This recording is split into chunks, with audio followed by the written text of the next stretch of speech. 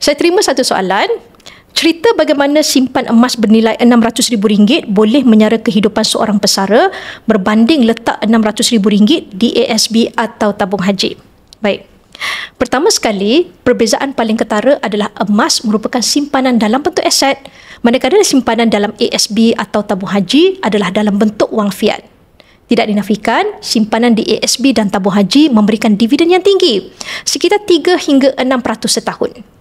Bermakna, jika anda tidak usik duit simpanan RM600,000 tersebut, anda boleh dapatkan dividen sekitar RM18,000 hingga RM36,000 setahun.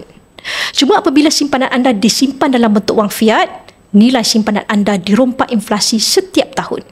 Walaupun RM600,000 tidak diusik nilainya, tetapi kuasa beli RM600,000 akan berkurang setiap tahun.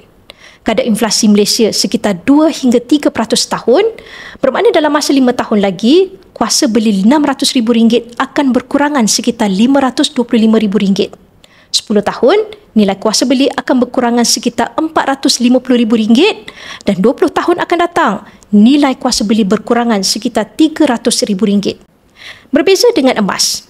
Jika anda bekukan simpanan RM600,000 ke dalam bentuk emas, anda akan dapat sekitar 1.35 kilogram emas. Dengan tempoh persaraan sekitar 20 tahun, anda boleh letakkan matlamat perbelanjaan sekitar 5 gram sebulan. Dan apa yang kita nampak, harga emas naik sekitar 10% setahun seiring dengan inflasi.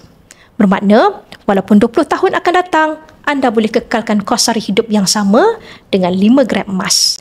Bagi yang berminat untuk selamatkan simpanan wang fiat anda dari jatuh nilai dan ingin tukarkan ke dalam bentuk emas fizikal, anda boleh rujuk pin video saya untuk 5 langkah daftar akaun Public Gold dan saya akan bimbing anda dalam cara dan langkah-langkah simpanan emas yang terbaik untuk anda.